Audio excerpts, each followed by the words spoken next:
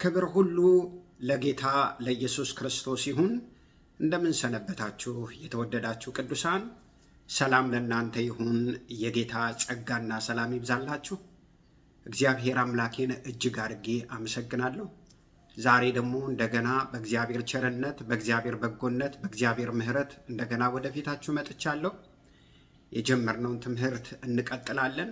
እየተማርን ያለነው ትምህርት እንግዲህ ለእስራኤል ያለብን ዕዳ በሚል እየተማርን ነው። በጣም ስለ እስራኤል በጣም ብዙ ተማርን። ምንድን ነው ልትሉ ትችላላችሁ። ስለ እስራኤል መማር ማለት ስለ ራሳችን መማር ማለት ነው። ምክንያቱም መጽሐፍ ቅዱሳችን አብዛኛውን በሙሉ የሚናገረው ስለ እስራኤል ነው። ስለ እስራኤል አለማወቅ በደል ነው። ስለ እስራኤል አለመማር በደል ነው። እንደገና ደግሞ ሁሉ ነገራችን ከእስራኤል ጋር የተያያዘ ነው ወገኖች ሆይ። ምክንያቱም እስራኤል ማለት ለዓለም ሁሉ ብርሃን የሆነች ከተማ ናት። ለዓለም ሁሉ የመዳን ምክንያት የሆነች ከተማ ናት ወገኖች ሆይ። የእግዚአብሔር ክብር በቀጥታ ኢየሩሳሌም ላይ የወረደባት ከተማ ናት። ቅዱስ ከተማ ናት። ቅዱስ ከተማ ናት ስንል የአሁኑን ጊዜ ማለት አይደለም። የአሁኑ ጊዜ አሁን ያለችውን ኢየሩሳሌምን ሄዳችሁ ብታዩት በጣም የሚያሳዝን፣ በጣም የሚያሳፍር ወገኖች ሆይ። ሆቴል እንኳን ተቀምጣችሁ ለአንድ ሰዓት እንኳን መጋረጃ መክፈት የማትችሉበት የእርኩሰት ከተማ፣ በጣም ዘግናኝ የሆነ ነገር የምታዩበት፣ ጨለማ የሆነበት፣ በጣም ብዙ እግዚአብሔርን በመበደል ከተማይቱ የረከሰችበት የቆሸሸችበት ነው። ነገር ግን እግዚአብሔር በኪዳኑ ኪዳኑን የማያጥፍ አምላክ ስለሆነ የምንማረው መጽሐፍ ቅዱሳዊ ስለሆነችው ነው ወገኖች ሆይ። አሁን በድንዛዜ ውስጥ ናቸው፣ በጨለማ ውስጥ ናቸው ይላል። ነገር ግን መንቃታቸው አይቀርም። ያንን ነው እየተነጋገረን ያለ ነው። ኢየሩሳሌም ማለት ጌታችን ኢየሱስ ክርስቶስ የተወለደባት፣ ያደገባት፣ የኖረባት፣ ያገለገለባት፣ የሞተባት፣ የተነሳባት፣ ያረገባት፣ ተመልሶ መጥቶ የሚነግስባት ናት። ይችኑ ኢየሩሳሌም ተመልሶ መጥቶ ዮሐንስ ራእይ ምዕራፍ 20 ቁጥር 4 ጀምሮ በምታነቡበት ጊዜ ተመልሶ መጥቶ በሺህ ዓመት የሚነግስባት ከተማ ናት ወገኖች ሆይ። የሰማያዊቱ ኢየሩሳሌም ምሳሌ ናትኝ። ይሄ ብቻ አይደለም ወገኖች ሆይ። መጽሐፍ ቅዱስ ኤርምያስ ምዕራፍ 7 ቁጥር 17 ኢየሩሳሌም የእግዚአብሔር የዙፋኑ መቀመጫ ናት ይላል። የትልቁ ንጉሥ ከተማ ናት ይላልኝ። መዝሙረ ዳዊት 48 ቁጥር 1 ጀምሮ ስታነቡት ሕዝቅኤል ምዕራፍ 5 ቁጥር 5 ሲናገር ምንድን ነው የሚለው? እግዚአብሔር እንዲህ ይላለኝ፣ ይችን ኢየሩሳሌምን በአሕዛብ መካከል አድርጊያታለሁ፣ በዙሪያዋም ብዙ አገሮች አሉ ይላለኝ። በአሕዛብ መካከል አስቀምጫታለሁ ይላለኝ። ከዛ ደግሞ ዘካርያስ ምዕራፍ 12 ደግሞ ቁጥር 1 እስከ 3 በምታነቡበት ጊዜ ኢየሩሳሌምን መንካት አይቻልም፣ በአሕዛብ መካከል ከባድ ድንጋይ አድርጊያታለሁ፣ የሚነካት ሁሉ ይቀጠቀጣል፣ ይቆስላል ይላለኝ። እንደገና ደግሞ የመንገድገድ ዋንጫ አድርጊያታለሁ፣ የሚነካት ሁሉ ይሰክራል ይላል ወገኖች። ኢየሩሳሌም የእግዚአብሔር ዓይን ያለባት ናትኝ። የእግዚአብሔር የእጁ ሰዓት መቁጠሪያ ናት ወገኖች። እንግዲህ ኢየሩሳሌም እውነት ነው ለ2500 ዓመት በላይ በምድሯ አልነበረችም። እየደጋግምኩ የምነግራችሁ እንግዲህ እናንተ በደንብ ልባችሁ ውስጥ እንድታስቀምጡት ነው። ከባቢሎን መንግስት ጊዜ ጀምሮ በምድሯ አልነበረችም። የባቢሎን መንግስት አፍልሶ ወደ ሀገሩ ወስዷቸው ከዛ ከ70 ዓመት በኋላ መጥተው ወደ ምድራቸው ከዛ በኋላ ተበትነዋል። እስከ 1948 ድረስ ለ2000 ምናምን ዓመት እንግዲህ ለ2500 ዓመት በላይ ማለት ነው በምድራቸው ስላልነበሩ አሁን መጥተው የሰው ምድር ይዘዋል ነው የሚሉት። አይደለም፣ የሰው ምድር አልያዙም ወገኖች ሆይ። ዘፍጥረት ምዕራፍ 15 ቁጥር 18 ጀምሮ ስታነቡትኝ አብርሃምን ከከለዳውያን ኡር ጠራው ይላል። ዛሬ ሶሪያ ከምንላት ማለት ነው። ከኡር ጠራው። ከዛ በኋላ ይሄን ምድር ሰጥቻለሁ አለው። ከዛ ያን ጊዜ ጠላት በምድሪቱ ላይ ይኖሩ የነበሩ ከነአናውያን፣ ኢያቡሳውያን፣ ፌርዛውያን፣ ግብፃውያን፣ ወያን የሚባሉ በጣም ብዙ ነበሩ። ፊሊስጤማውያንም ነበሩ በዛ።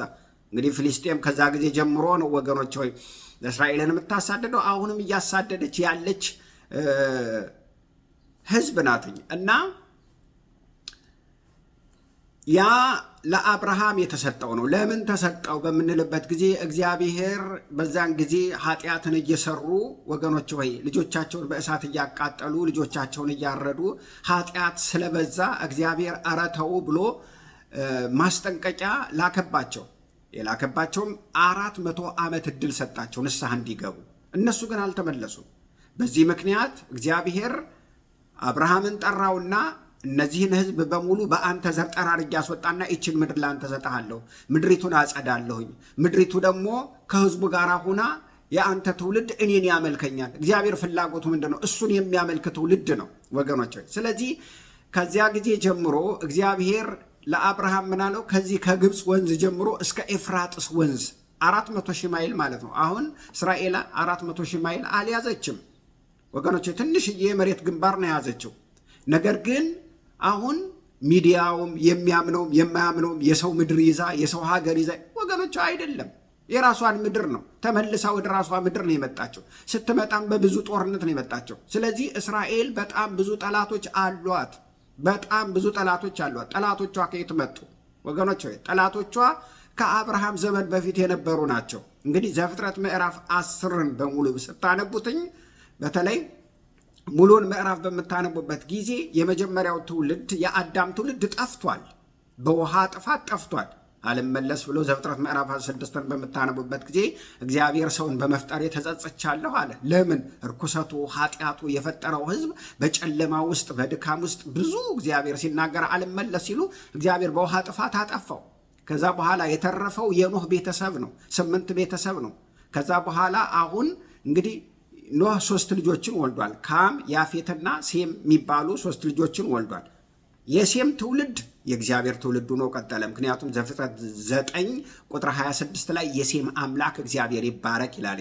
የእግዚአብሔር ትውልድ እግዚአብሔርን የሚያመልከው ትውልድ በማን ቀጠለ ማለት ነው? በሴም ቀጠለ። በእርግጥ ከሴም ነው አሦራውያን የመጡት። የሚገርመው ነገር እንደገና ደግሞ የካም ልጅ ከነአን፣ እነዚህ ኢያቡሳውያን፣ ከነአናውያን፣ ፌርዛውያን የሚባሉትን እነዚህን ሁሉ በሙሉ የመጡት ከካም ልጅ ከከነአን ነው። ጠላቶቻቸው የመጡት ከራሳቸው ነው ወገኖች ሆይ። በሴም እግዚአብሔር ተጠራ፣ በካም ደግሞ እና በከነአን ደግሞ በሙሉ እነዚህ ውያን የሚባሉት በሙሉ መጡ ማለት ነው፣ ተወለዱ ማለት ነው። ያው ወንድሞቻቸው ናቸው ተመልሰው ጠላት የሆኗቸው፣ ሌላ አይደለም። በሙሉ ስታያቸው አሁን በሙሉ እስራኤልን በሙሉ የሚያስጨንቋት በሙሉ ከየት ነው የመጡት? ዘፍጥረት 10 ስታነቡ ከኖህ የልጅ ልጅ ነው። የኖህ ልጅ ካም ነው አንደኛው። ከካም የተወለደው ከነአን ነው። በሙሉ እነዚህን ዙሪያውን በሙሉ ያሉትን ጠላቶች በሙሉ ከሱ ነው የተወለዱት ወገኖች ሆይ። ፊሊስጤም ከየት ነው የመጣው? ፊሊስጤም ደግሞ የመጣው ደግሞ ከየት ነው በምንልበት ጊዜ ሶስተኛው ልጁ የካም ልጅ ሶስተኛው ልጁ ሙጽዲያም ነው። ከሙጽዲያም ነው ፊሊስጤም የተወለዱት። እንግዲህ ይሄ ሁሉም የምነግራችሁ ከኪሴ አይደለም። ዘፍጥረት ምዕራፍ 10 ላይ ያለ ቃል ነው እየነገርኳችሁ። ዘፍጥረት 10 ቁጥር 13 ላይ በምታነቡበት ጊዜ የካም ልጅ ሶስተኛው ሙጽዲያም የሚባለው ሙጽዲያም እንግዲህ የሚገርማችሁ ፊሊስጤማውያን ከሱ ነው የተወለዱት።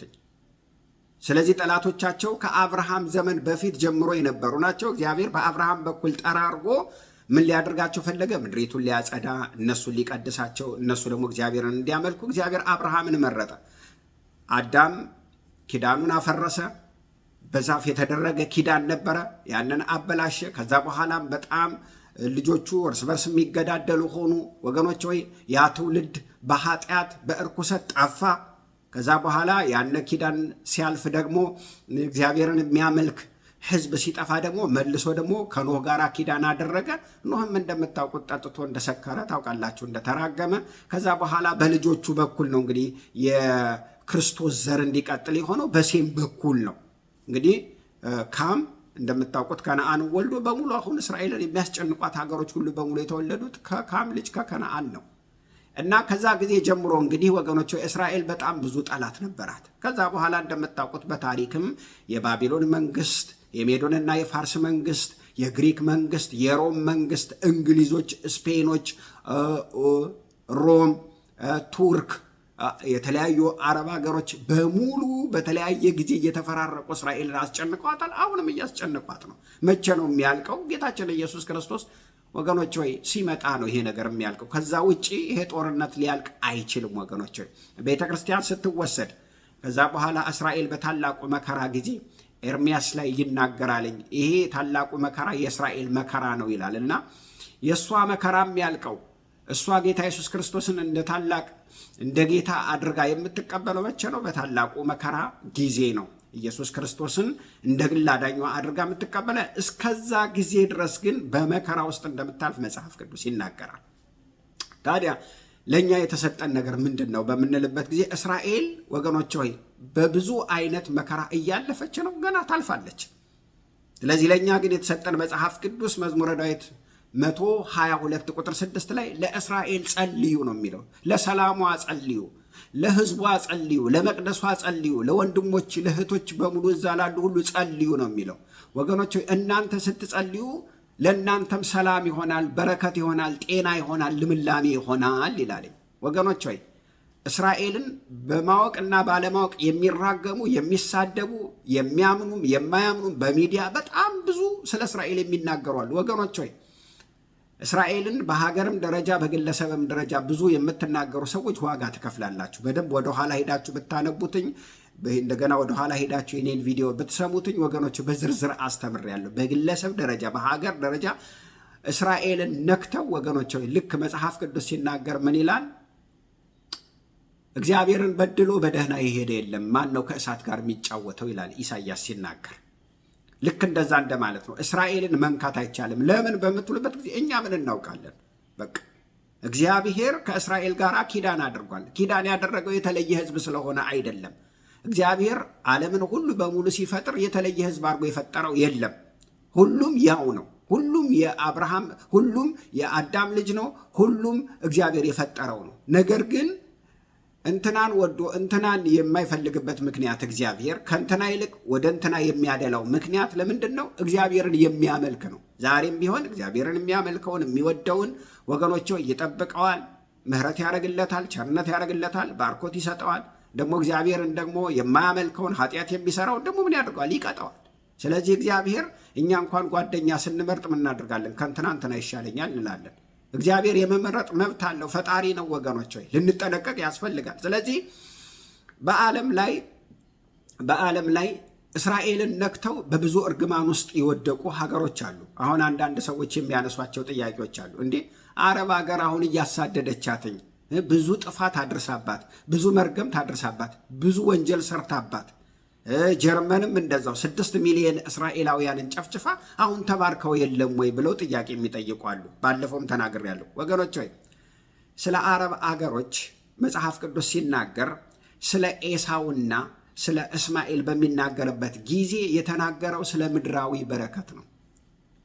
ከምድር ከርስ ከምድር በረከት ትባረካለህ ነው ያለው። የምድር በረከት ታገኛለህ ነው ያለው። ወገኖች ሆይ የምድር በረከትማ ያዕቆብስ ቢሆን ያን ሁሉ ከብት ያን ሁሉ እንስሳ ይዞ 4 ሚስት ይዞ እንደገና ከሴቷ ጋር 13 ልጅ ወልዶ ካልባረከኛ አልለቅህም ያለው በረከት ማለት ምን ማለት ነው ወገኖች? በረከት ማለት እኮ ሰው ነፍሱ በክርስቶስ ኢየሱስ አምና ስትድን ማለት ነው ወገኖች ሆይ። መጽሐፍ ቅዱስ እኮ ኤፌሶን ምዕራፍ 1 ቁጥር 3 ምንድን ነው የሚለው? በክርስቶስ ኢየሱስ በሰማያዊ ስፍራ አያችሁት? በክርስቶስ ኢየሱስ በሰማያዊ ስፍራ የባረከን በመንፈሳዊ በረከት የባረከን ነው የሚለው።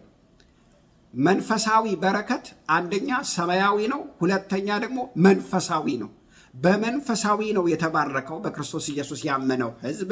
እንደገና ስፍራው ደግሞ ሰማያዊ ነው። ስለ ምድራዊ ነገር አይደለም የሚናገረው። እነሱ እግዚአብሔር ለአብርሃም ልጅ ለእስማኤልም በሚናገርበት ጊዜ እንደገና ለኤሳውን በሚናገርበት ጊዜ ያለው ምንድን ነው እንዴ? ከምድር ምንድን ነው ያለው? ከምድር አረቦች ከምድር በረከት እንደሚባረኩ፣ ይሄ ከነዳጅ ከተለያየ ማዕድን እንደሚባረኩ እግዚአብሔር ተናግሯል። እነሱ የተባረኩት የምድርን በረከት ነው እንጂ አልዳኑም። ሰማያዊ በረከት አላገኙም ወገኖች ሆይ። አዎ እየተራገሙ ነው፣ እያሳደዷት ነው። ነገር ግን እግዚአብሔር የተናገረውን የሚያጠፋ አምላክ አይደለም። ከምድር በረከት ትባረካላችሁ ብሏቸዋል ወገኖች ሆይ። ከምድር ከርስ ትባረካላችሁ ብሏቸዋል። መጽሐፍ ቅዱሳዊ ነው። ተባርከዋል። የምድር በረከት እውነት ነው። ጀርመንን ብንመለከት አዎ ተባርካለች፣ የበለጸገች ከተማ ናት። ነገር ግን በ1948 ዓመተ ምህረት ምንም 6 ሚሊዮን ህዝብ እስራኤልን ብታጠፋ ብትጨፈጭፍም እየጨፈለቀች ሳሙና አድርጋ በናዚ ጊዜ ከዛም በፊት ብዙ እስራኤልን ከምድረ ገጽ ለማጥፋት ብትነሳም በ1948 ንስሐ ገብታ የሚያስፈልጋትን ነገር ሁሉ መንግስቷን ስትመሰረት ንስሐ ገብታ የንስሐን ፍሬ ያደረገች እስከ አሁን ድረስ የካልቸራል፣ የእርሻ፣ የምህንድስና የተለያዩ እቃዎችን ለእስራኤል የምታቀርብ ናት። ከጎኗ ሁና የምትረዳ አገር ናት። ንስሐ ገብታ ተመልሳ እስራኤልን እየረዳች ያለች ከተማ ናት ወገኖች። እንደዛም ሆኖ አገሯ አሁን በሙስሊም እየተወረረ ነው። አረቦች በጣም እየገቡ እንደገና በከፍተኛ ዲፕሬሽን ውስጥ ያለች ከተማ ናት። ህዝቧ በብዙ አይነት ጨለማ ውስጥ የሆነ ነው ወገኖች። እስራኤል ነክቶ ደህና የሆነ የለም ወገኖች። እንዲሁ በሙሉ ዙሪያውን ተመልከቱ ወገኖች። እነ ሳዳም በሉ፣ እነ ጋዳፊ በሉ፣ እነ ያሲን አረፋት፣ ሌሎቹም በሙሉ እስራኤልን ነክቶ እነ ጀርመንን በሉ፣ እነ ስፔንን በሉ፣ እንግሊዝ በሉ። አገራችን ኢትዮጵያ እንኳን በ1948 መንግስቷን ስትመሰረት እስራኤል በፍጹም መንግስት አትመሰረትም ብለው ጃኑ ሆይ ወገኖች ሆይ በጣም የሚያሳዝን ነገር ነው የደረሰባቸው። እንደምታውቁት መቀበር እስከማይችሉ ድረስ ወገኖች በቤተ መንግስት ግቢ ውስጥ እንደ ዝም ብሎ እንደ እንስሳ እንዲቀበሩ ነው የሆኑት ወገኖች ሆይ። ኢትዮጵያ እስራኤልን አንድ ቀን ደግፋ አታውቅም። ከእስራኤል እርዳታ ትፈልጋለች፣ ነገር ግን እስራኤልን አንድ ቀን ደግፋ አታውቅም ስቲል። ስለዚህ ወገኖች እስራኤልን መንካት አይቻልም። እስራኤል የእግዚአብሔር ኪዳን ያለባት ከተማ ናት። ለዓለምም ብርሃን የሆነች ከተማ ናት። መጽሐፍ ቅዱስ እነሆ እስራኤልን የሚጠብቅ አይተኛም አያንቀላፋም ይላል። ወገኖች እግዚአብሔር ማስተዋል ይስጠን። ስለዚህ ስለ እስራኤል መነጋገር በጣም ወሳኝና አስፈላጊ ነገር ነው። ስለ እስራኤል አለማወቅ ማለት ወገኖች ስለ ራሳችንም አለማወቅ ማለት ነው። ከጌታችን ኢየሱስ ክርስቶስ ምጽአት ጋራ ወገኖች ሆይ ከጌታችን ኢየሱስ ክርስቶስ ንግስና ጋራ ከእያንዳንዱ ነገር ጋር የተያያዘች ናት። የእግዚአብሔር አይኖች በኢየሩሳሌም ላይ አይነሱም ይላል የእግዚአብሔር ቃል። አይነሱም። እስራኤል ንጉሷን ወክላ የንጉሱን መምጣት የምትጠብቅ ምድር ናት። ጌታ የተመሰገነ። ስለዚህ አሁን ስለ በረከት በምናወራበት ጊዜ አረቦች ተባርከዋል፣ ምድራዊ በረከት ነው። ጀርመኖች ተባርከዋል፣ ምድራዊ በረከት ነው። ወገኖች ሆይ እውነተኛ በረከት ግን ምንድን ነው? እውነተኛ በረከትማ ሰው በክርስቶስ ኢየሱስ አምኖ ነፍሱ ስትድን ነው። ኤፌሶን ምዕራፍ 1 ቁጥር 3 በሰማያዊ ስፍራ በመንፈሳዊ በረከት የባረከን ነው የሚለው። እውነተኛ በረከት ሰማያዊ በረከት ነው። የነፍስ መዳን ነው ወገኖች ሆይ። የነፍስ በክርስቶስ ኢየሱስ ማረፍ ነው ወገኖች ሆይ እንጂ እውነተኛ በረከት ምድራዊ በረከት አይደለም። ብር አይደለም፣ ወርቅ አይደለም፣ ገንዘብ አይደለም። እንደዛማ ከሆነ ወገኖች ሆይ ጌታ ኢየሱስ ክርስቶስን የማያምኑ እግዚአብሔር የለም የሚሉ በሚሊየን የሚነዱ ስንት አሉ አይደል እንዴ? ለጣዖት የሚሰግዱ ለአጋንንት የሚሰግዱ ወገኖች ሆይ ስንት በሚሊየን የሚነዱ ስንት አሉ ወገኖች ሆይ። ወደ ኢትዮጵያም ስንመጣ ወገኖች የቤተ ክርስቲያን መንቃት አለባት። የአብያተ ክርስቲያናት መሪዎች መንቃት አለባቸው። የወንጌላውያን አማኝ መሪዎች መንቃት አለባቸው ወገኖች። ይሄን ማጤን አለባቸው። ቤተ ክርስቲያን መንቃት ንስሐ መግባት ስትጀምር ወገኖች ወደ እግዚአብሔር ሐሳብ ስትመለስ የምድሪቱ ፈውስ ይጀምራል።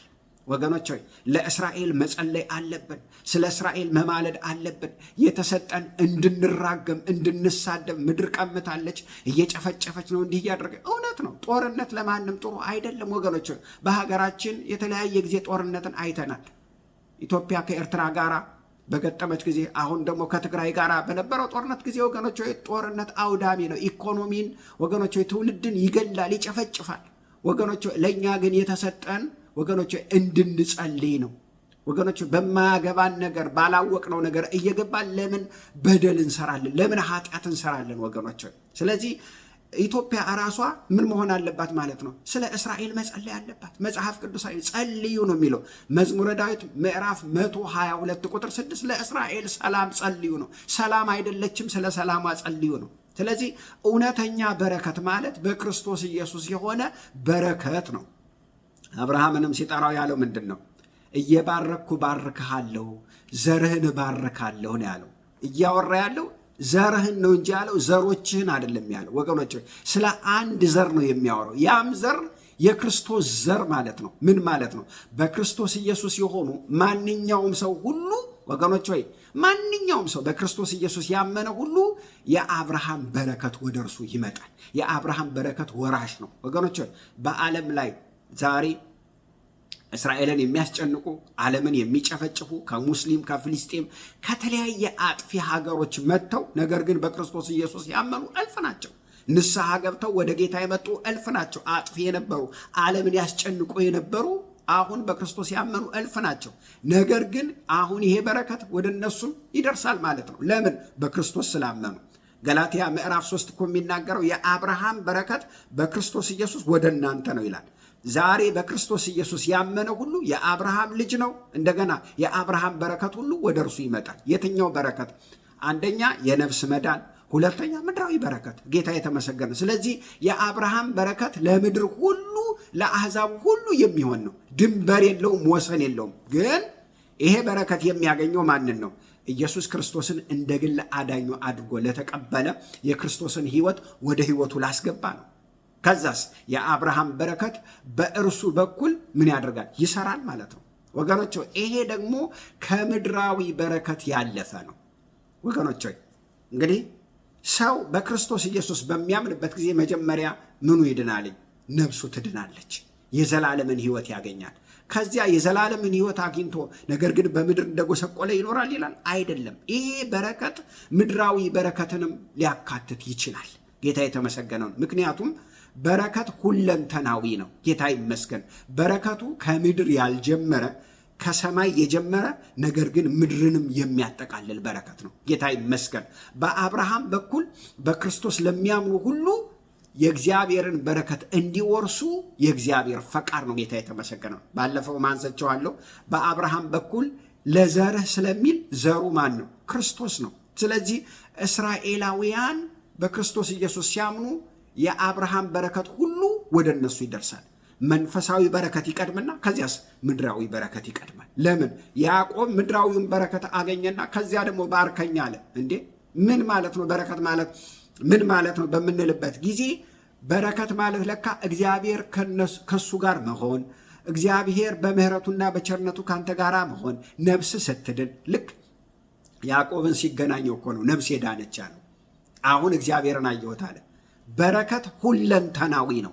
ከሰማይ ይጀምርና ሰማያዊ በረከትን ይጀምርና ነፍሳችን ትድንና ከዚያስ ቀጥሎ ደግሞ ምድራዊ በረከትን እናገኛለን። ጌታ የተመሰገነውን እንጂ የምድር በረከት አይደለም። በረከት ማለት ወገኖች ሆይ ልንገራችሁ፣ እንደነገርኳችሁ ዛሬ እግዚአብሔር የለም የሚሉ እግዚአብሔርን የማያውቁ ለጣዖት የሚሰግዱ ለጣዖት ለርኩሰት ብዙ ነገር የሚያደርጉ በምድራዊ ሀብት ብዙ የተባረኩ አሉ።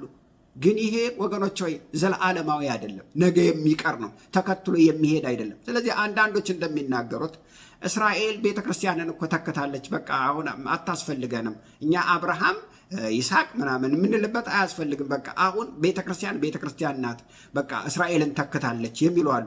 የአብርሃም ኪዳን በክርስቶስ በኩል ወደ ቤተክርስቲያን ዞሯል የሚሉ አሉ አንዳንድ የመጽሐፍ ቅዱስ አስተማሪዎች። ወገኖች ሆይ እውነት ነው ቤተክርስቲያን እስራኤልን ተክታለች? በፍጹም አልተካችም። የክርስቶስ ኢየሱስ ዘር ወይንም ቤተክርስቲያን በአብርሃም ዘር ተተክቷል? በፍጹም አልተተካም። ቤተክርስቲያን ራሷን የቻለች ቤተክርስቲያን ናት። በክርስቶስ ኢየሱስ ያመነ አንድ ሌላ ማህበረሰብ ነው። እስራኤል ደግሞ ራሷን የቻለች ሀገር ናት። ሁለቱ ሊቀላቀል አይችልም። ቤተክርስቲያን በእስራኤል ከተተካች መጥቶ ቤተክርስቲያን ላይ ነው የሚነግሰው ኢየሱስ ክርስቶስ። ኢየሩሳሌም ላይ ይነግሳል ነው የሚለው መጽሐፍ ቅዱስ። ወገኖች አሁን እስራኤል እየተስተካከለች ያለችው ድንበሯን እያሰፋች ያለችው ኢየሱስ ክርስቶስ መጥቶ ስለሚነግስባት ነው። እንደዛማ ባይሆን ኑሮ ያልተነሳባት የለም፣ በዓለም ላይ ትጠፋ ነበር ወገኖች። ስለዚህ አሁን እስራኤል ላይ ትኩረት አናደርግም፣ ቤተክርስቲያን ላይ እግዚአብሔር ትኩረቱን አድርጓል፣ በእስራኤል ተለውጣለች ይላሉ አንዳንድ ቴዎሎጂያን ወገኖች። ይሄ ማለት እኮ የሚነግሩን ምንድን ነው? አንዳንድ የመጽሐፍ ቅዱስ አስተማሪዎች እግዚአብሔር ኪዳኑን እንደሚሽር ነው እየነገሩን ያለ ነው። ቤተ ክርስቲያን በእስራኤል ተተክታለች ካሉ እግዚአብሔር ኪዳኑን ሽሯል እያሉ ነው። ምን የሚለውን ኪዳን? መጽሐፍ ቅዱስ ስለ ኪዳን ሁለት ነገር ይናገራል። በደንብ እንመልከት። ምክንያቱም እነዚህ ሪፕሌስመንት ቴዎሎጂያን የሚባሉ አሁን በቃ እስራኤል የምትባል የለችም። ስለ እስራኤል ልናወራ አንችልም። በቃ በቤተ ክርስቲያን ተተክታለች ያለችው ቤተ ክርስቲያን ናት ይላሉ። ወገኖች በፍጹም ቤተ ክርስቲያን ሌላ በክርስቶስ ኢየሱስ የዳነ ህዝብ ነው። ከነገር ከቋንቋ ከህዝብ ሁሉ የተዋጀ ህዝብ ነው። እስራኤል ደግሞ ሌላ ወገኖች ራሷን የቻለች ከተማ ናት። ኢየሱስ ክርስቶስ መጥቶ የሚነግስባት ከተማ ናት። እንዴ እስራኤል ባትኖር አሁን እኛ ምን አጨቃጨቀን? ምን አነጋገረን? ወገኖች ኢየሱስ ክርስቶስ መጥቶ ይነግስባት ምን አባባለን? ይህንን እኮ መነጋገር አያስፈልገንም። ስለዚህ ኪዳን ሁለት አይነት ኪዳን እንዳለ መጽሐፍ ቅዱስ ይናገራል። በሁኔታ ላይ የተመሰረተ ኪዳንና በሁኔታ ላይ ያልተመሰረተ፣ ኮንዲሽናልና አንኮንዲሽናል። ለምሳሌ እግዚአብሔር ከሰጣቸው 4ቱ ኪዳኖች አንዱ ኮንዲሽናል ነው ወገኖች። ሌሎቹ ደግሞ 3ቱ ደግሞ አንኮንዲሽናል ናቸው። ለምሳሌ ለኖህ የተሰጠው፣ ለአብርሃም የተሰጠው፣ ለዳዊት የተሰጠው ኪዳን ዘለዓለማዊ ነው፣ አይሻርም። የማይሻር ኪዳን ነው። ለአብርሃም የተሰጠውን በምንመለከትበት ጊዜ እግዚአብሔር አብርሃምን ጠራውና ምን አለው? ዘሩ እንደሚባረክ፣ በእርሱ ዓለም ሁሉ እንደሚባረክ፣ እስራኤላውያን በእርሱ እንደሚባረኩ። ይሄ የተወሰነ ነው፣ የማይለወጥ ኪዳን ነው ወገኖች። ይሄው እስካሁን አለ። እኛ ሁሉ በእምነት የአብርሃም ልጆች ነን ወገኖች። ሆይ እግዚአብሔር ቢፈቅድ ሮሜ ምዕራፍ 9 ምዕራፍ 10 ምዕራፍ 11 ለብቻው ስለ እስራኤል የተነገረ ኪዳን ነው ወገኖች። እሱን በደንብ ወደፊት በዝርዝር እናያለን። ነገር ግን ለሙሴ የተሰጠው ኪዳን ግን ወገኖች ሆይ ዘዳግም 28ን በምናነብበት ጊዜ ምን ይላል? ይሄንን ከጠበቅ በረከት ይሆንልሃል፣ ይሄንን ካልጠበክ ደግሞ መርገምት ይሆንልሃል። ሕጉን ከጠበክ፣ በሕጉ ከሄድክ ሰላም ይሆንልሃል፣ ጤና ይሆንልሃል፣ እርሻ ይባረካል፣ ከብት ይባረካል፣ ቤተሰቦች ይባረካሉ፣ ልጆች ይባረካል፣ በጤና ትባረካለህ፣ ኑሮ ሰላም ይሆናል። ሕጉን ካልጠበክ ግን ጤናህ ይታወካል፣ የማታውቀው በሽታ ወደ አንተ ይመጣል፣ እርሻህ ይረገማል፣ ቤተሰብህ ይረገማል፣ ሕይወትህ ይረገማል፣ እንስሳዎች ይረገማሉ። ወገኖች ሆይ የእርግማን መዓት ነው ሕጉን በመጠበቅና ባለመጠበቅ መካከል። አያችሁት? ይሄ ምንድን ነው ማለት ነው? በመጠበቅና አለመጠበቅ የሚመጣ በረከትና መርገምትን ነው የሚናገረው። ለአብርሃም የተነገረው ግን የሚሻር አይደለም፣ የሚሻር ኪዳን አይደለም። ወደ እስራኤል በምንመጣበት ጊዜ ታዲያ ዮሐንስ ወንጌል ምዕራፍ 1 ቁጥር 12 ላይ ኢየሱስ ክርስቶስ ወደ ገዛ ወገኖቹ መጣ ይላል። ምን አላሉትም? አልተቀበሉትም ይላል። ወገኖች ሆይ የእግዚአብሔር ሐሳብ የነበረው ኢየሱስ ክርስቶስን ከእስራኤላውያን አመጣውና ምክንያቱም ሮሜ ምዕራፍ 9 ቁጥር 1 ጀምሮ እስከ 5 በምታነቡበት ጊዜ መስዋዕት የነሱ፣ ልጅነት የነሱ፣ ኪዳን የነሱ፣ አባትነት የነሱ፣ መጽሐፍ ቅዱስ የነሱ፣ ነቢያት የነሱ፣ ሁሉ ነገር ከነሱ ነው የመጣው። ኢየሱስ ክርስቶስም ከነሱ ተወለደ ይላለኝ። አያችሁት? ከነሱ ተወልዶ በነሱ በኩል ወንጌል ለዓለም እንዲደርስ ሲጠበቅ ከዛ በኋላ እነሱ ግን ኢየሱስ ክርስቶስ ምን አላሉትም? አልተቀበሉትም፣ ገፉት። ከዛስ ኢየሱስ ክርስቶስ ለተቀበሉት ሁሉ በስሙ ለሚያምኑ የእግዚአብሔር ልጆች የሆኑ ዘንድ ስልጣንን ሰጣቸው ይላል። እነሱ እምቢ ሲሉ በቃ ለተቀበላችሁም ሁሉ ደህንነት ይሆናል አለ። ለምን? እምቢ ስላሉ። ምክንያቱም ኢየሱስ ክርስቶስን እነሱ ምን አደረጉት? ገፉት። አሳልፈው ለሮማውያን እንዲሰቀል አሳልፈው ሰጡት፣ እንዲሞት አደረጉት። ግን ሁሉ ናቸው? አይደለም። ጌታን የተቀበሉ አሉ ጥቂቶቹ፣ ሐዋርያቶች ብትሉ፣ እንደገና ደግሞ ሐዋርያትም ወንጌል ሰብከውላቸው በክርስቶስ ኢየሱስ የዳኑ 3000 5000 ወንጌል ለዓለም ሁሉ የተዳረሰው በእነሱ ነው። ጥቂቶቹ ድነዋል። ነገር ግን ወገኖች ሁሉም አይደለም የተቀበሉት። ታዲያ ያልተቀበሉት በሙሉ ጠፍተዋል እንችላለን? አንችልም። ምክንያቱም ልጁ ከመካከላቸውን ሲያስነሳው ኢየሱስን የእግዚአብሔር ሐሳብ የነበረው ልክ ዘጸአት ምዕራፍ 19 ቁጥር 4ና 5 6 በምታነቡበት ጊዜ እናንተ የእኔ መንግስትና ካህን ናችሁ አለ። ስለዚህ የእሱ መንግስትና ካህን አድርጎ ወንጌልን እንዲሰብኩ ለዓለም ሁሉ ነበረ። ያንን አላደረጉም። ክርስቶስን ይቀበላሉ ብሎ እግዚአብሔር በእነሱ በኩል ከዛ በኋላ ወንጌል ለዓለም እንዲደርስ ነበረ። አልፈለጉም፣ አልተቀበሉም። ስለዚህ ስላልተቀበሉ ኪዳኑ ተሽሮ እነሱን ትቷቸዋል ማለት ነው? አይደለም። እንመለከታለን ወገኖች። ምክንያቱም ያልተቀበሉበት ምክንያት ወደ ኋላ ሂደን ስንመለከት ኢየሱስ ክርስቶስ አምላክ ነው ብሎ መቀበል ወገኖች ሆይ መገለጥን ይጠይቃል። ዝም ብለን ልንቀበል አንችል፣ መገለጥ ይጠይቃል። ምክንያቱም ሕጉ ለነሱ የተሰጣቸው ሕግ በጣም ከባድ ነው።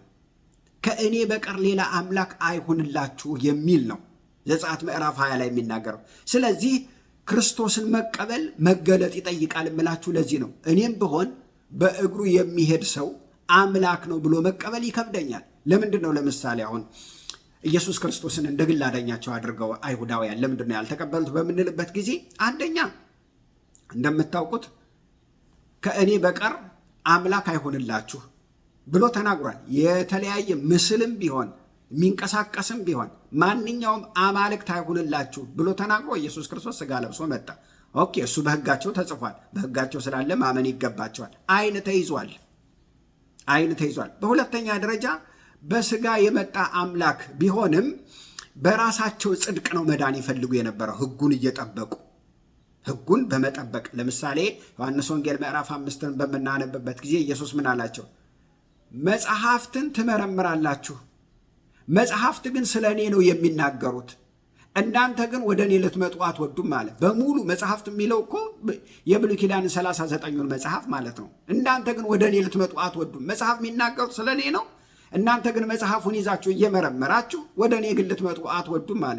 አንደኛ በአካል የሚታይን ሰው የሚበላን የሚጠጣን ሰው አምላክ ነው ብሎ መቀበል ከበዳቸው ማለት ነው።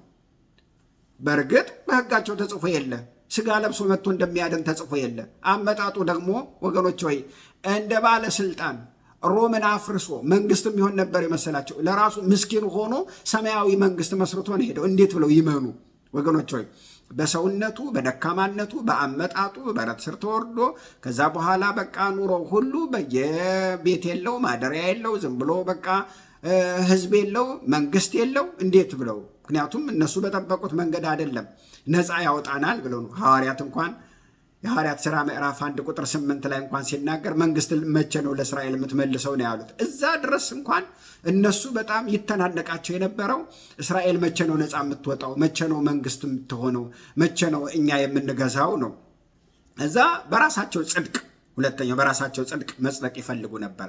ሶስተኛው ግን በራሳቸው ጽድቅ ማለት ለምሳሌ በመጾም መጽሐፍትን በመጠበቅ እያንዳንዱን ህጉን በመጠበቅ ስርዓቱን ያው እንግዲህ የብሉይ ኪዳን ህግ እንደምታውቁት አብዛኛው የመብላትና የመተጣጠብ ስርዓት ነው። ለምሳሌ 7ቱን በዓላት በምታዩበት ጊዜ መብላት ነው። በቃ ፋሲካ ይበላል፣ የቂጣ በዓል ይበላል፣ የዳስ በዓል ይበላል። በቃ ሁሉ መብላት ነው። የመብላት በዓል እኮ ነው። እያረዱ መብላት እኮ ነው። አብዛኛው በዓላቸው እኮ የመብላት እኮ ነው። ከዛ ሲመተጣጠብ በቃ ወገኖች። ስለዚህ ሶስተኛው ደግሞ ያልዳሉበት ምክንያት ምንድን ነው ይላለኝ ሮሜ ምዕራፍ 10 ላይ በምናነብበት ጊዜ ለእግዚአብሔር ይቀናሉ፣ ለጽድቅ ይቀናሉ ይላል። ነገር ግን ቅናታቸው የእውቀት ቅናት አይደለም፣ በእውቀት አይደለም። ፍቅር እንኳን ያለ እውቀት ሲሆን ጥፋት ነው የሚያመጣው ወገኖች። ይቀናሉ፣ ነገር ግን በጽድቅ አይደለም የሚቀኑት። ህጉ እኛ ጋር ነው ያለው፣ እውቀቱ እኛ ጋር ነው ያለው ይላሉ። ነገር ግን ቅናታቸው መጽሐፍ ቅዱሳዊ አይደለም፣ መጽሐፉን የተመሰረተ እውቀት አይደለም ያላቸው። ስለዚህ ቢቀኑም በእውቀት ስለሆነ ያልቀኑትኝ መጽሐፍ ቅዱሱን መሰረት ያደረገ ቅናት ሳይሆን የቀኑትኝ በራሳቸው ስለሆነ የቀኑትኝ ለጽድቅ የሚኖሩት። ለምሳሌ ጳውሎስ እግዚአብሔርን ያገለገለ መስሎት ምን ያደርግ ነበረ? ያስር ነበር፣ ይገርፍ ነበር፣ ይገል ነበር። ከዛ በኋላ ጌታ ሲገናኘው እኔ እኮ አንተን ያገለገልኩ መስሎኝ ነው ይላል። ልክ እንደዚህ የሆነ እውቀት የሌለው ቅንዓት አጥፊ ነው ወገኖች። ወይ አንተ የምታሳድደኝ እኔ ኢየሱስ ነኝ ብሎ ጌታ ተገናኘው ማለት ነው። ስለዚህ እንደዛም ቢሆኑ ግን እግዚአብሔር እስራኤላውያንን ጥሏቸዋል? አልጣላቸው። ኪዳኑን የሚጠብቅ አምላክ ነው። ኪዳኑን የማይሽር አምላክ ነው። ለዚህ ነው ሮሜ ምዕራፍ 11 ቁጥር 1 ላይ ፖል ሲናገር አስደናቂ ነገር ይናገራል። ሚላን እግዚአብሔር ሕዝቡን ጣላቸውን ይላል። ከዚያ ራሱ ሲመልስ ምን ይላል? በፍጹም አልጣላቸውም ይላል። አልጣላቸውም ወገኖች። ለምን አልጣላቸውም? ለምን አልተዋቸውም? ተመልሰው እስኪድኑ ድረስ እንደገና ምን ያደርጋቸዋል? ይጠብቃቸዋል ወገኖች። እስራኤልን እያወራት ያለው እንደ ግለሰብ ሳይሆን እንደ ሀገር ነው ወገኖች፣ እንደ ሀገር ነው። እንደ ግለሰብማ ቢሆን ሐዋርያት ድነዋል፣ እንደገና በጣም ብዙ ህዝብ አሁን እየዳኑ ነው። በዓለም ላይ ብዙ መሲያኒክ ጂሾች እየዳኑ ነው። እንደ ግለሰብ ቢሆን ወገኖች ብዙ ህዝብ እየዳነ ነው ወገኖች። ነገር ግን አሁን እስራኤልን እያወራት ያለው ወገኖች እንደ ግለሰብ ሳይሆን እንደ ኔሽን ነው። እንደ ኔሽን እንደ ሀገር ነው እያወራ ያለው። ስለዚህ ሮሜ 11 የሚያወራው እንደ ኔሽን ነው። እስራኤልን ለማስቀናት ሲል በእነርሱ መተላለፍ ምክንያት ደህንነት ለአሕዛብ ሆኗል ይላል ወገኖች። ለምን እምቢ ስላለች እስራኤል አልድንም አልቀበልም ስላለች እሷን ለማስቀናት። ለምሳሌ በቤታችን 2 ህፃናቶች ልጆች ቢኖሩን አንዱን እያስቀናን አንዱን እናበላለን። አንዱን እያስቀናን ያንኛውን እንትን እያደረግን ይሄኛውን እንዲበላ እናደርጋለን። ልክ ሰላማዊ መልካም የሆነ ቅናት ማለት ነው። ስለዚህ እምቢ ስላሉ ኦኬ እነሱን ለጊዜው ታይማውት አለና ልክ በጨዋታ መሃል ታይማውት የረፍት ጊዜ አለ አይደል? ለነሱ የረፍት ጊዜ ሆነና በነሱ መካከል እነዚያ ሌሎቹ ተጫዋቾች እስኪመለሱ ድረስ ታይማውት ሆነና በመካከል ሌላ ተጫዋች ገባ እንደማለት ያክል ነው። ስለዚህ ለአሕዛብ መዳን ሆነ፣ ደህንነት ሆነ። ለዚህ ነው አስቀድሞ ለአይሁድ ደግሞ ለግሪክ እኮ ነው የሚለው መጽሐፍ ቅዱስ። መጀመሪያ ደህንነት ለነሱ፣ ከነሱ በኋላ መዳን ወደኛ ነበረ። እግዚአብሔር የሚያዳላ አምላክ ሆኖ አይደለም። ነገር ግን እነሱ እምቢ ሲሉ ቀጥታ ደህንነት ወደኛ መጣ ማለት ነው። ሮሜ ምዕራፍ 11 ቁጥር 12 እኮ የሚናገረው የእነርሱ መተላለፍ ለዓለም ሁሉ በረከት ሆነ ይላል። የእነሱ ድንዛዜ፣ የእነሱ እምቢ ማለት፣ የእነሱ ጌታን አልቀበልም ማለት ለአሕዛብ በረከት ሆነ፣ ለአሕዛብ መዳን ሆነ ይላል ወገኖች።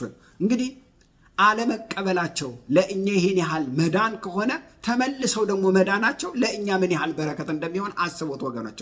ምክንያቱም ሮሜ ምዕራፍ 11 ቁጥር 17ና 18ን በምናነብበት ጊዜ ግንዱ አለ፣ ግንዱ እነሱ ናቸው፣ ቅርንጫፎቹ እነሱ ናቸው። ከዛ በኋላ ከግንዱ ላይ እየተገነጠሉ ወደቁ ማለት ነው። ቅርንጫፎቹ እየተገነጠሉ ሲወድቁ እነሱ ሁሉም አይደሉም። ምክንያቱም አሁን እየዳኑ ያሉ ስላሉ በክርስቶስ ዘመንም እየዳኑ ያሉ ስለነበሩ ሁሉም አይደሉም። አንዳንዶቹ እየተገነጠሉ ወደቁ። እየተገነጠሉ ከግንዱ ላይ ቅርንጫፎቹ እየተገነጠሉ ሲወድቁ እኛ ከግንዱ ጋር ሂደን ተጣበቅን ማለት ነው። እኛ በዘራችን አይሁዳውያን አይደለንም፣ የኢየሩሳሌም ዜጋም አይደለንም። ሂደን እየገባን ዳንን ማለት ነው። ስለዚህ ከነሱ መካከል እየተገነጠሉ ሲወድቁ እኛ እየገባን ስንድን እነሱ እምቢ በማለታቸው እኛ እሺ በማለት እነሱ አናምንም በማለት እኛ እያመንን ስንገባ ሃሌሉያ እነሱን ገንጥሎ ጣላቸው፣ እኛ ገባን ጌታ ይመስገን ብለን የትዕቢትን ነገር እንዳታስብ ይላል። እነሱ ባለማመናቸው ተገንጥለው እንደወደቁ አንተም አላምንም ብትል በትዕቢት ብትነሳሳ እነሱን ጥሏቸዋል እኔ ዳንኩኝ እያልክ በትዕቢት ብትነሳሳ አንተም ተገንጥለህ ትወድቃለህ ነው። ምክንያቱም እነሱም እምቢ ስላሉ እኮ ነው አይደል ተገንጥለው የወደቁትኝ። ሮሜ ምዕራፍ 11 ቁጥር 17 እና 18 እንደዛ ነው። በእነዚያ ቅርንጫፎች ላይ መተህ በመግባትህ እግዚአብሔርን አመስግን እንጂ የኩራትን ነገር ብትናገር አስተውል እንጂ የኩራትን ነገር ብትናገር አንተም ተገንጥለህ ትወድቃለህ ነው የሚለው። ምክንያቱም ስሩ አንተን ይሸከመሃል እንጂ ስሩ ማን ነው? እስራኤላውያን ናቸው። ስሩ አንተን ይሸከመሃል እንጂ አንተ ስሩን አትሸከመውም ይላል። ለምን? ስሩ እስራኤላውያን ስለሆኑ። እኛ የዳን ነው ስቲል ግራፍትድ ሆነን ነው፣ ሂደን ተሰክተን ነው፣ ሂደን ተተክለን ነው። ምክንያቱም ስሩ እነሱ ናቸው፣ እኛ ሂደን ገባን ማለት ነው። ይሄ የእግዚአብሔር አጀንዳ ስለሆነ ነው። ጳውሎስ ሮሜ ምዕራፍ 11 ጀምሮ ከቁጥር 22 እስከ 25 በምታነቡበት ጊዜ አላምንም አሉ፣ እምቢ አሉ፣ አንቀበልም አሉ። እሺ አታምኑም አይደል? አዎ። አንቀበልም አላችሁ አይደል? አዎ። እሺ እናንተ አላምንም ካላችሁ እምቢ ካላችሁ አሕዛብ ይግባና ይዳን ብሎ እኛን አስገባን ማለት ነው። ለምን? እነሱ እምቢ ስላሉ አላምንም ስላሉ። አሁን እኛ እግዚአብሔር ይመስገን እነሱን ጥሏቸዋል፣ እነሱን ትቷቸዋል፣ በቃ እኛ ገባን ብለን ጌታን ልናመሰግን እንጂ በቃ እነሱን ትቷቸዋል እኛ ድነናል ብለን በትዕቢት ብናስብ እነሱ ተገንጥለው እንደወደቁ አንተም ተገንጥለ ትወድቃለህ። ልባሞች የሆናችሁ እንዳይመስላችሁ፣ እግዚአብሔር በምሕረቱና በቸርነቱ ሩህሩህ ስለሆነ አስገባችሁ እንጂ እናንተ መልካም ስለሆናችሁ አይደለም ነው የሚለው።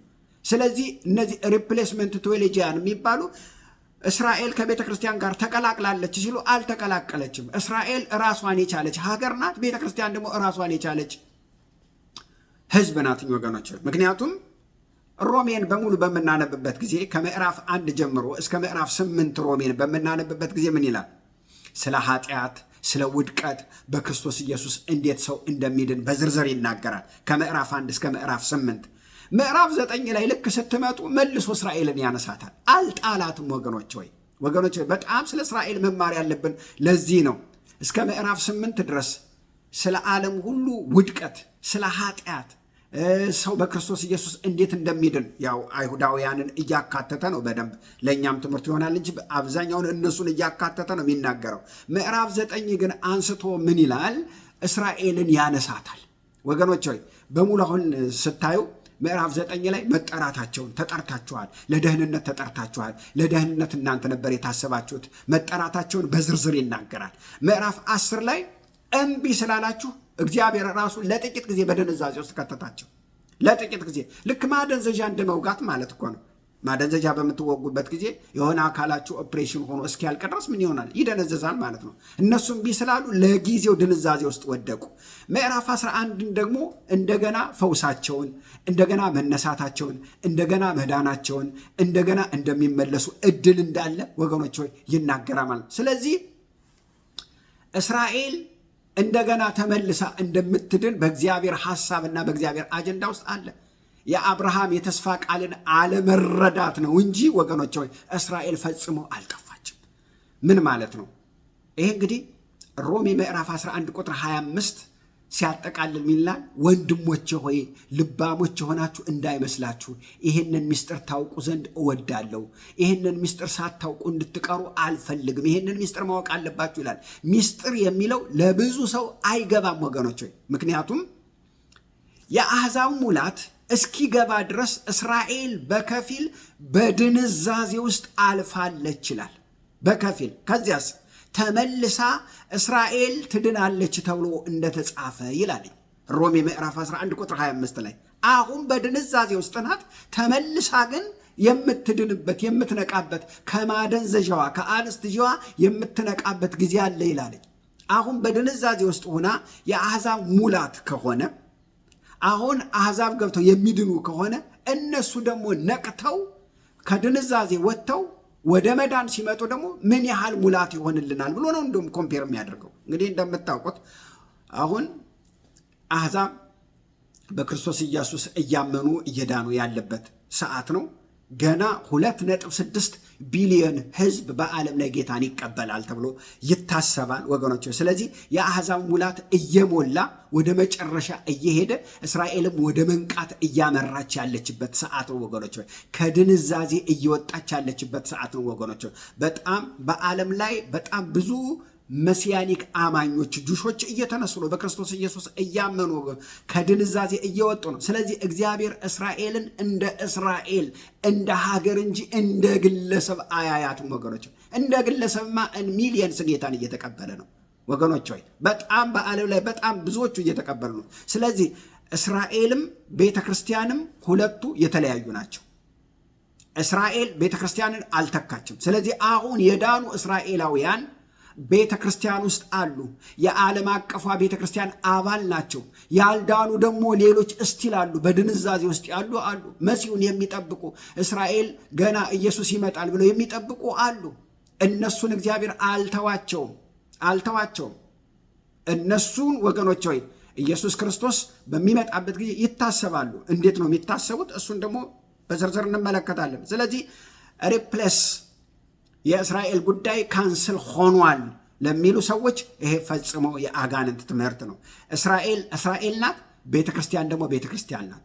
ሪፕሌስ የሚለው ትምህርት የብዙ አማኞችን አእምሮ ያቃወሰ ነገር ነው።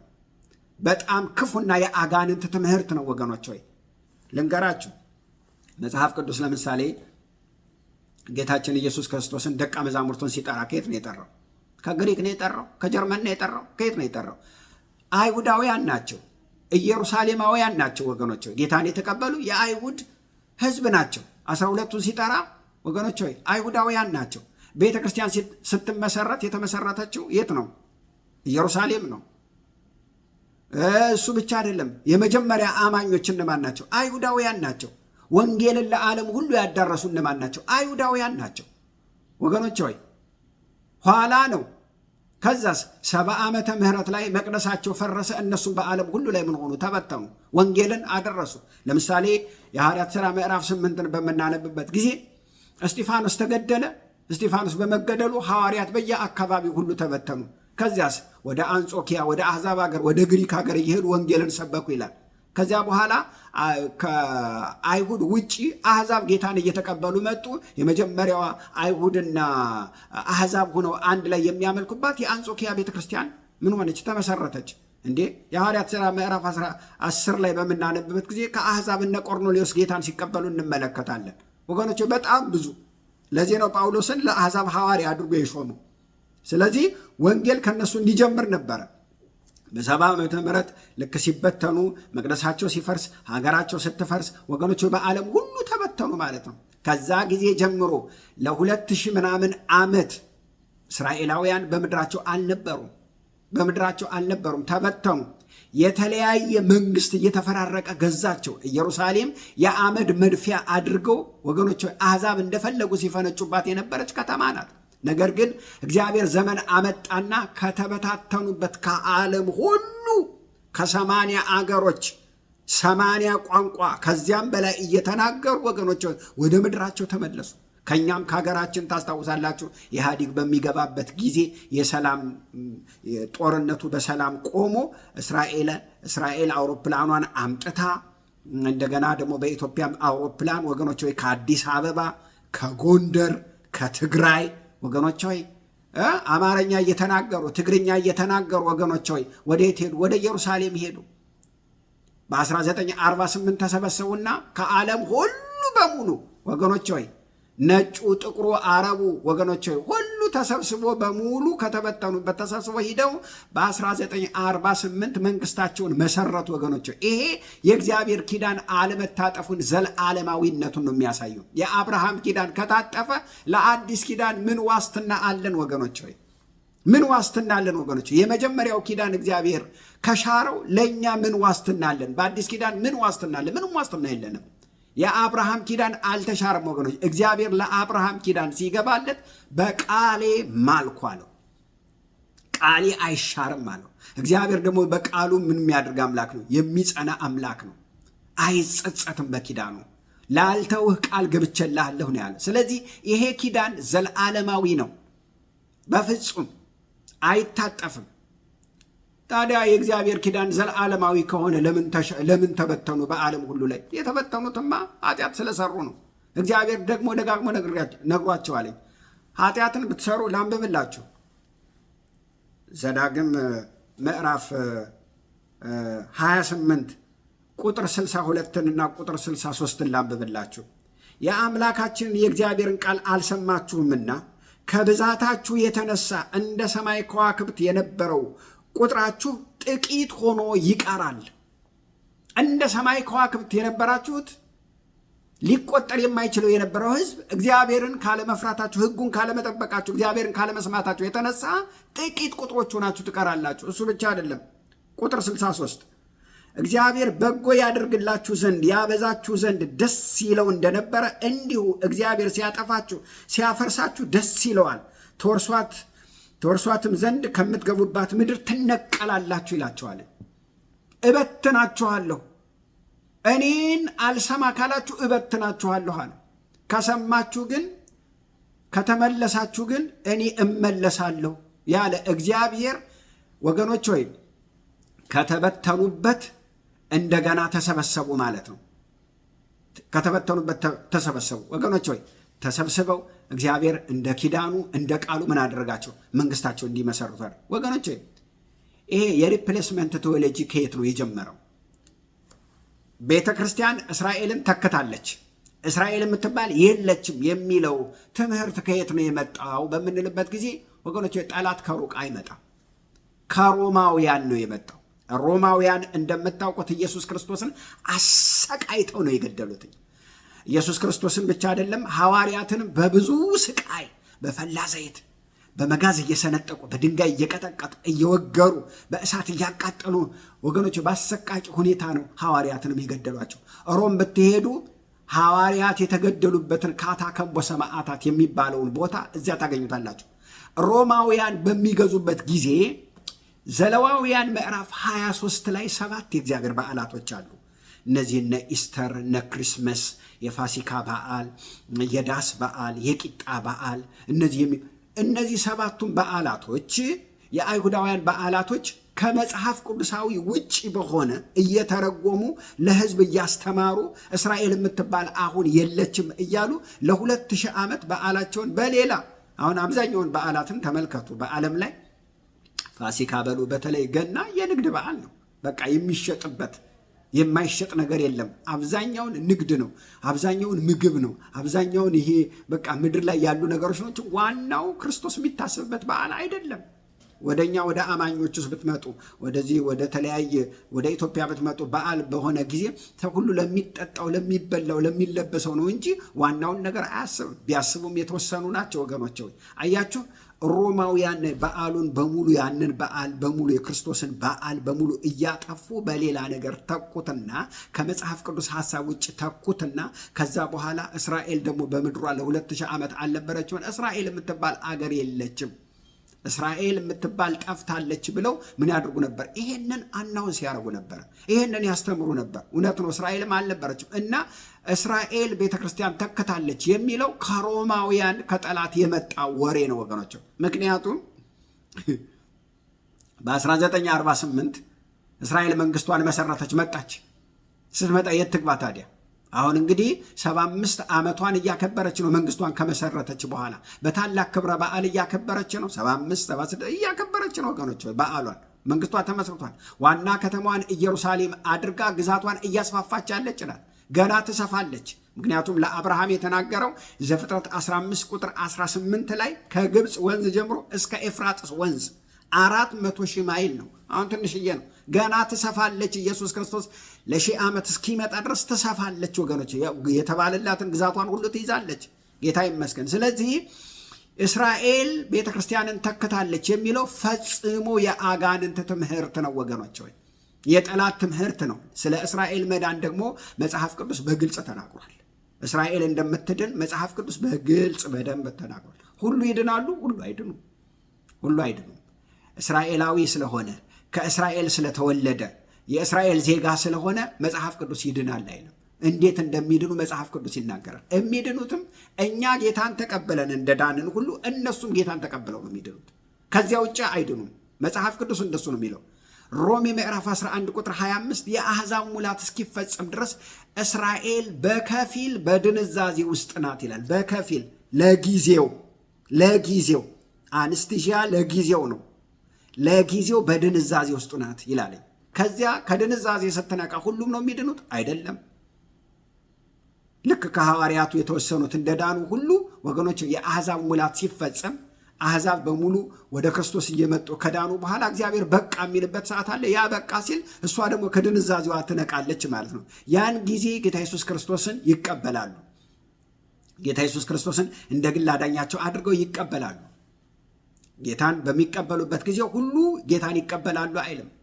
ከመጀመሪያው የእግዚአብሔር ፕሮግራም አሕዛብ ወንጌል እንዲደርሳቸው በአይሁድ በኩል ነበረ። አይሁድም ቢያሉ እነሱ ግን አሕዛብን እንደ ድንጋይ ነበር ይቆጥሯቸው ነበር። እንኳን ወንጌል ሊሰብኩላቸው አሕዛብን እንደ ድንጋይ እንደ ውሻ ነበር ይቆጥሯቸው ነበር። መጽሐፍ ቅዱስ ድንጋይ ይሏቸዋል፣ አሕዛብን ውሻ ይሏቸው ነበረ። በማቴዎስ ወንጌል ምዕራፍ 15 ጌታችን ኢየሱስ ክርስቶስ ያቺ የግሪካዊት ሴት መጣ እባክህ ልጄን ፈውስልኝ ስትለው የተቀደሰውን ለልጆች የተቀደሰውን እንጀራ ለቡችሎች አይሰጥም ማለት ውሻ እኮ ነው ያለው። ምን ማለት ነው ወገኖች? የሚገርማችሁ ጌታ እኮ የተናገረው አይሁዳውያን ሪፍሌክት የሚያደርጉትን ወርድ ነው የተጠቀመው። እነሱ ያስቡት የነበረውን ነገር ነው የተናገረው እንጂ ፍጥረት ሁሉ የኔ ነው ብሏል። አብርሃምንም ሲጠራው ፍጥረትን ሁሉ በሙሉ የእግዚአብሔርን ቃል እየተናገረ ወንጌል በሱ በኩል ለዓለም ሁሉ እንዲደርስ ነው። ፍጥረት ሁሉ የእግዚአብሔር ነው። ስለዚህ እናንተ ጥሪዬን ስላልተቀበላችሁ ለጊዜው ድንዛዜ ውስጥ ሆኑ አለና ድንዛዜ ውስጥ ጣላቸው። ድንዛዜ ውስጥ ወደቁ። ምን ማለት ነው? ለምሳሌ ገብርኤል መጣና ለዘካርያስ ሉቃስ ምዕራፍ 1 ላይ ወንድ ልጅ ትወልዳለህ፣ ልጁም ዮሐንስ ይባላል አለው። እሱም በእግዚአብሔር ፊት ሄዶ ንስሐ የሚሰብክ ነው አለው። ትውልድን ሁሉ ወደ እግዚአብሔር የሚያስጠጋ ነው አለው። ኧረ እኔ አርጅቻለሁ ሚስቴም አርጅታለች ባለ ጊዜ የተናገርኩትን ቃል ባለማመንህ ለጊዜው ዲዳ ትሆናለህ ብሎ ለጊዜው ዲዳ አድርጎት ሄደ ማለት ነው። ስለዚህ እስራኤላውያንም ለጊዜው ምን ሆኑ ማለት ነው? ዲዳ ሆኑ ማለት ነው። ድንዛዜ ውስጥ ሆኑ ማለት ነው። ስለዚህ አሁን ግን ጊዜው እየደረሰ ይመስለኛል። ግርዶሹ እየተነሳ ይመስለኛል። ወገኖች ሆይ በጣም ብዙ መሲያኒክ አማኞች ጌታን እየተቀበሉ ነው። ወገኖች ሆይ ጌታን በመቀበላቸው ደግሞ እየዳኑ ነው። ጌታ ይመስገን። ነገር ግን እስራኤል የምድነው እንደ ማንኛውም ሰው ጌታን ተቀብላ ነው። ጌታን ተቀብላ ነው። በቀላሉ ትቀበላለች? በቀላሉ እንደማትቀበል መጽሐፍ ቅዱስ ይናገራል። ዘካርያስ ምዕራፍ 12 ቁጥር 10 ጀምሮ እስከ 14 በምታነቡበት ጊዜ እግዚአብሔር ለኢየሩሳሌም የጸጋን መንፈስ ያፈሳል።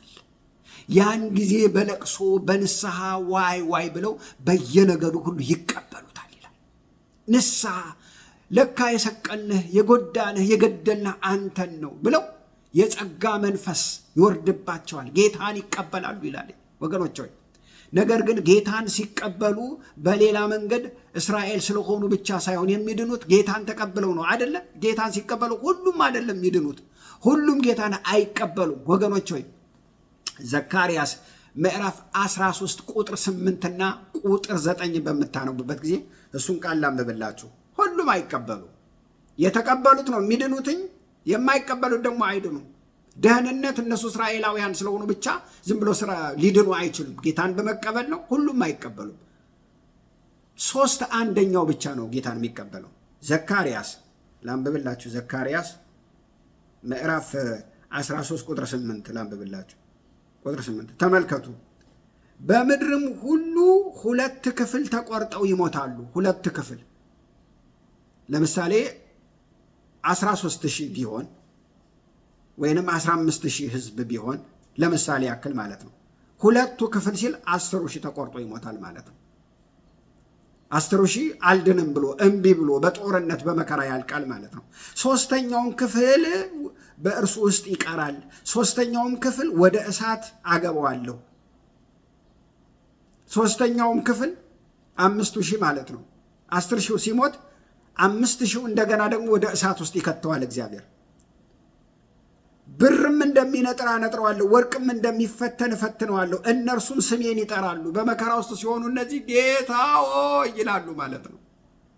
ና አድነን እባክህ፣ የት ነው ያለኸው ይላሉ ማለት ነው። እኔም እሰማቸዋለሁ፣ እኔም ሕዝብ ይሆኑኛል። እነርሱም እግዚአብሔር አምላክ ይሉኛል፣ እኔም አቤት እላቸዋለሁ፣ እሰማቸዋለሁ ይላል። አያችሁት? ሁሉም ጌታን ይቀበላሉ? አይቀበሉም። 2 ክፍል ተቆርጦ ይሞታል እምቢ ብሎ። 3ኛው ክፍል ራሱ በቃ አሜን ብሎ ጌታን ይቀበላል? አይቀበልም። ምንድን ነው የሚያደርገው? እሳት ውስጥ ይከተዋል እግዚአብሔር፣ መከራ ውስጥ ይከተዋል።